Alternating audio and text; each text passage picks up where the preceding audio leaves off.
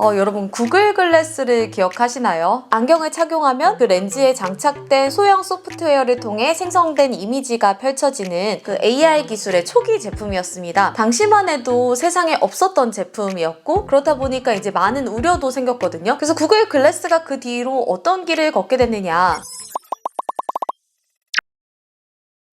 안녕하세요. 서울경제 실리콘밸리 특파원 정혜진입니다. 10년 전 구글 연례 개발자 회의로 불리는 구글 I/O에서 처음으로 그 데모 버전이 공개가 됐었는데요. 에릭 슈미트 전 구글 회장이 굉장히 애착을 가졌던 제품이었어요. 기술에 대한 시각이 아무래도 그 당대를 벗어나지 못하다 보니까 가장 주목을 받았던 건 그 당시에 이제 카메라 기능이었어요. 몰카에 대한 우려가 있다, 사생활 침해다, 이러한 이슈들이 이제 기기의 장점을 가리다 보니까 굉장히 조롱거리가 많이 되기도 하고 관련해서 파생된 밈이 굉장히 많습니다. 그래서 뭐 구글 실패의 대표작으로 불릴 정도로 놀림을 받게 됐는데요. 그 뒤로는 산업용으로 개발이 됐습니다. 2017년에 구글 글래스 에디션 1이 출시가 됐고 이어서 이제 2019년에는 구글 글래스 에디션 2가 나오면서 의료, 제조, 물류 이런 현장에서는 아무래도 손으로 하는 정밀한 작업들이 굉장히 많잖아요. 근데 손을 하나도 안 쓰고도 이제 안경을 통해서 보이는 이미지와 내 손과의 협응작용을 많이 하다 보니까 꽤나 이제 각광을 받고 쓰였어요. 이게 아무래도 마이크로소프트의 이제 AR 헤드셋인 그 홀로렌즈와 굉장히 비슷한 측면이 있는데 가격대가 좀 더 저렴해요.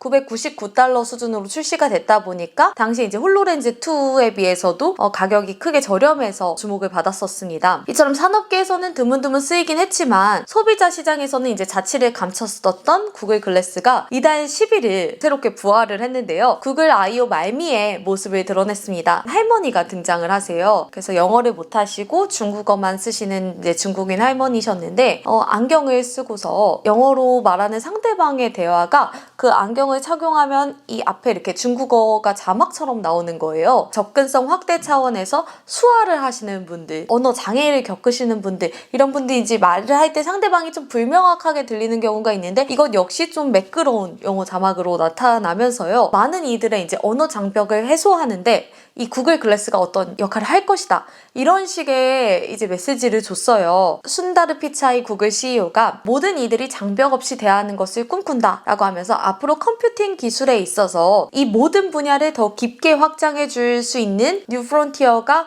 AR 기술에 있는데 구글은 오래전부터 AR 기술에 폭넓게 투자해 왔다, 이렇게 이제 좀 마무리를 했습니다. 10년 전에 준비했던 구글 글래스가 미래의 가능성을 AR에서 찾는데 이제 큰 모멘텀이 되어줄 것이라는 분석이 나오고 있는데요. 이런 것을 보면 정말 끝날 때까지 끝난 게 아니고 우리가 뭔가를 볼 때 조금 긴 관점으로 볼 필요가 있겠다, 이런 생각이 드는 대목이었어요. 메타버스로 전격적인 피벗을 선언한 메타 같은 경우에는 VR, AR 헤드셋, 오큘러스 퀘스트를 이제 많이 활용을 하고 있는데요. 이제 이 분야에 대해서는 약간 구글이 이미 후발주자인 거잖아요. 아무래도 오큘러스 퀘스트의 점유율이 굉장히 높다 보니 구글이 여기에 이제 정면을 도전을 하기보다는 AR 기술력을 통해서 새롭게 AR 기기 이쪽으로 또 시장에서 승부를 보려고 하는 것 같아요. AR 분야에 또 구글이 자신감을 드러내는 이유가 AR 서비스들이 굉장히 많기 때문인데요. 예를 들면은 구글 지도에서 특정 장소를 꼽으면 여기를 주변으로 넓은 뷰를 제공하는 몰입형 뷰 기능을 이제 새롭게 발표를 했어요. 영국 런던의 빅벤 있잖아요. 이제 장소로 찍으면 드론으로 해서 상공에서 본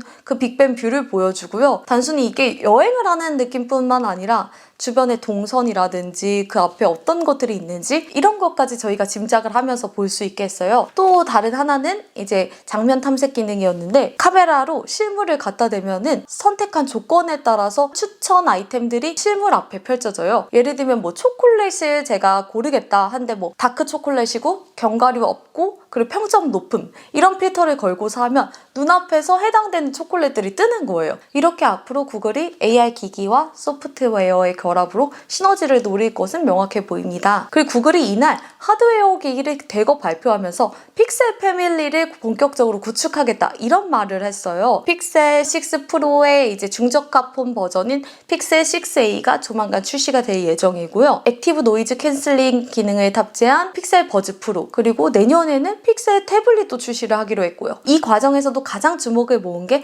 픽셀 워치입니다. 스마트워치인데요. 2021년 작년에는 피트니스 서비스 웨어러블의 강자인 핏핏을 인수를 했고요. 또 작년 5월에 연례 개발자 회의를 통해서 삼성의 워치용 OS를 통합을 했어요. 그러면서 이제 안드로이드 OS 생태계 확산에 집중을 하겠다 싶었는데 직접 만든 스마트워치를 들고 나오게 됐습니다. 픽셀워치는 구글의 하드웨어 기기 중에서도 가장 시장 소구력이 높을 것으로 보여요. 저도 핏핏 제품을 써본 적이 있지만 핏핏의 수면 트래킹 기능이나 운동량 측정 기능 같은 것들은 굉장히 만족도가 높은 편인데요. 그간 안드로이드 기기, 스마트폰이 굉장히 늘어왔잖아요. 이 생태계에서 가장 빠르게 점유율을 늘릴 수 있는 게 픽셀워치가 될 것으로 보입니다. 피차이 CEO도 지난해에만 안드로이드 스마트폰이 10억 대가 늘었다. 이렇게 하면서 자신감을 드러냈습니다. 그래서 지난해 4분기 사실 픽셀폰이 역대급으로 팔렸다고 하지만 아직 올 4월 기준으로 시장 점유율이 2.3% 수준이라서 지난해에 사업을 접은 LG 스마트폰과 별 차이가 안 나는 점유율이에요. 그렇다 보니까 이 스마트폰에서 점유율 확산을 노리기보다 픽셀워치라든지 그리고 픽셀 버즈 프로 이렇게 액세서리 측면에서 확산을 많이 노리지 않을까 싶습니다. 그리고 픽셀워치가 굉장히 구글에게도 중요한 부분이요. 그동안 데이터 수집이 가능하지 않았던 영역의 데이터 수집이 가능해져요. 건강, 의료, 생체 정보 이런 것에서는 그런 데이터 수집이 안 됐지만 이번에는 이제 구글 지갑도 새롭게 탑재를 했고요. 구글 홈 기능 이렇게 해서 스마트워치에서 직접 이용을 할 수 있게 되면서 이쪽 데이터를 대량으로 확보하게 됐습니다. 또 그럼 이게 다시 소프트웨어에 적용이 되면서 구글의 광고 매출 창출에도 도움이 되겠죠. 결국에 하드웨어 생태계 확대는 소프트웨어 기업이라고 해서 별개로 떨어져 있는 게 아니라 지속 가능성을 위해서는 소프트웨어 기업도 하드웨어 생태계 확대를 통해서 더 많은 데이터를 수집하고 이를 통해서 또 새로운 서비스 그리고 수익 창출에 이제 대폭 확대하고 있는 그런 상황입니다. 애플이 서비스 수익을 늘리고 있는 것과 같은 맥락으로 구글 역시 또 하드웨어 생태계를 확대해서 이를 통해서 또 AR이라는 새로운 플랫폼에서 어떤 선점 경쟁을 할 수도 있는 부분이고요. 그래서 앞으로 이 경쟁이 어떤 양상이 되어갈지 굉장히 주목해야 될 부분인 것 같습니다. 그래서 오늘 정보가 유용하셨다면 구독과 좋아요 부탁드리고요. 앞으로도 새로운 정보 가지고 찾아오겠습니다. 감사합니다. 구독과 좋아요도 환영입니다. 알림 설정까지 해두시면 매주 업데이트되는 영상을 빠르게 확인하실 수 있습니다.